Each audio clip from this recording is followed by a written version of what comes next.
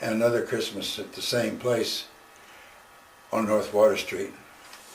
I received a sled for Christmas, and it was dry at Christmas time, and I was very anxious to try the sled out.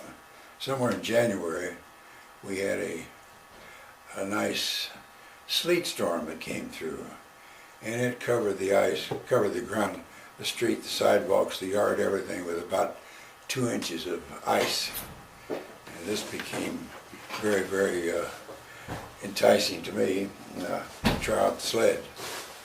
So I managed to get the thing out on the front yard, and it worked real fine.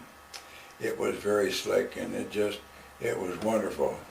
I managed to get out on the street, went on down North Water Street. We were about a half block from the square, and there was a car coming at right angles to my sled, and I realized the possible danger, so I started dragging my foot. But that did nothing but a spin.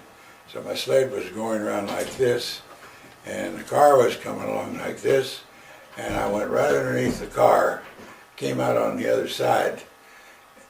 The man was just white, the driver of the car. Cars in those days had road clearance like that, and there was quite enough room for me to go underneath the car and manage to come out on the other side. But the trick was to try to avoid the wheels. Somehow I managed to get on the other side, got the sled stopped. The man got out of the car and grabbed me and shook me, asked me who I was, where I lived, took me home to my mother, and I was still frightened with the experience, but equally frightened with the chastising I knew I was going to get from my mother.